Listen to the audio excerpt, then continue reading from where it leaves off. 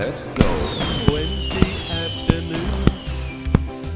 Maybe complacency creeps in. You think, oh, well, we've got this, even though you don't really think that, consciously, but that kind of is in your bones. Oh, well, we've got this. We've won the away leg. And maybe that does lead to a degree of complacency, which maybe is what happened last night. Certainly, I thought PSG looked a very tidy team. There's a lot of skill there, a lot of confidence. You could see that in the way some of their players, even defenders, would prepare to take on, players coming at them. They wouldn't just instantly pass it away, which so many people do. They had the guts to turn, to shield, and then to even beat the player, the opponent. So that is what confidence does for you. But also, I think PSG are a very good team. I mean, of course, Messi was there, wasn't he, 2 or 3 years ago?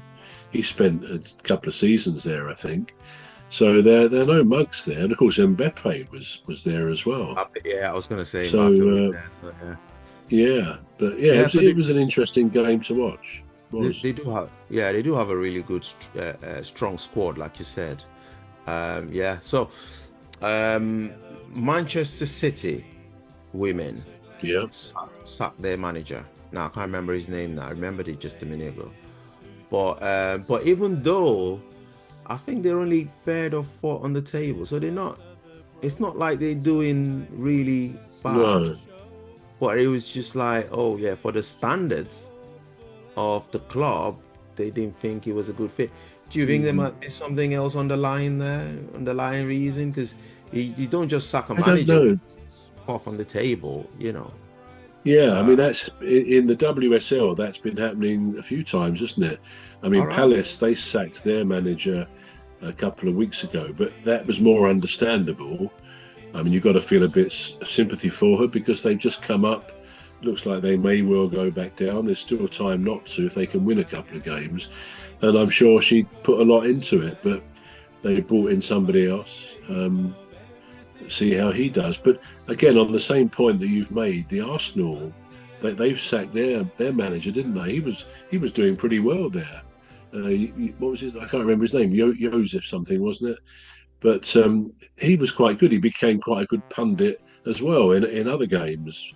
So I thought he was good. But it's not as if Arsenal have been near the bottom of the WSL, but the board, the owners clearly deemed him not good enough to continue. And now Man City and so on. So there's quite a high turnover of managers in the women's game. But again, I suppose it's like the men's. If you're considered not to be performing, then you lose your job. I mean, I don't suppose they're paid. Well, they wouldn't be paid as much as the men's, but maybe they'll get there eventually. I don't know. But yeah, it's surprising that Man City, because they are probably third or fourth, aren't they? It's not like they're down. I mean, there's only 12 teams in the WSL, but really anybody in the top half you'd think would be safe from the sack. But it seems it may not be so. Yeah. Now that brings up a question, though. Does it mean that the women's game is more competitive than the men's? Because I don't think any club would sack a manager when they're a 12th on the table. I mean, when they're fourth on the top four on the table. Well, but then the same is true in men's football, isn't it? Teams, managers are sacked. I mean, I think if I go back to Gary O'Neill, he was manager of Bournemouth, wasn't he, a year or two ago? And they finished. They weren't near relegation. They finished probably halfway, and yet he got sacked. So it's not just if you're relegated or in danger. I think, some managers. Soft Family and the ladies, Dr. Gladys and Phantom and Rose. We all have a lovely show every weekday. So join us for a lovely show. Say hello to Phantom, Dr. Gary O'Neill, he was manager of Bournemouth, wasn't he, a year or two ago? And they finished. They weren't near relegation. They finished probably halfway, and yet he got sacked. So it's not just if you're relegated or in danger. I think, you know, some managers could claim to be hard done by, to be sacked when they actually seem to have done a pretty good job. So, yeah, it's a hard one to judge. I mean, we're not close to how they make these decisions in men's or women's football. But what we do know is if you're not seen to perform in the way that the board, the owners expect, then it's a high turnover profession.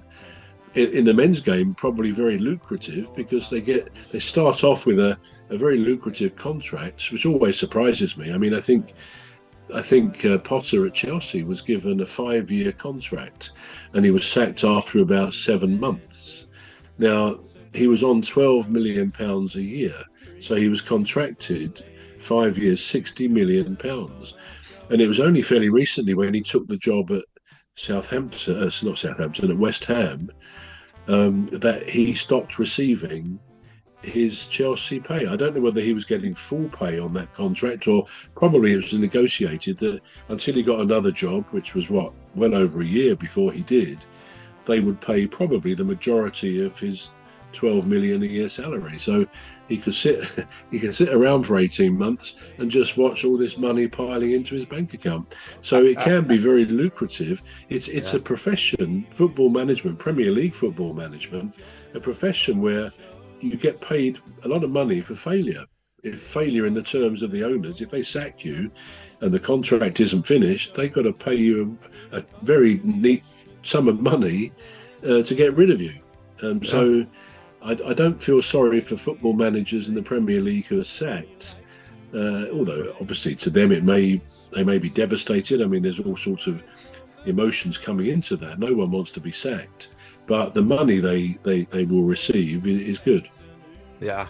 Well, this is all we've got time for. Thank you for joining us. Yeah, I know. Thank you for joining us in the football referee this week. Join us again next week. I've been Emmy Hikins, and he calls me bruv. And I'm Trevor Gear, and I call him cuz. Yeah, got it right. So it's a goodbye from me. And goodbye from me. Join us again next week. See you then. Cheers. Yeah, see you. Soft and the ladies, Dr. Gladys and Phantom and Rose. We all have a lovely show every weekday. So join us for a lovely show. Say hello to Phantom.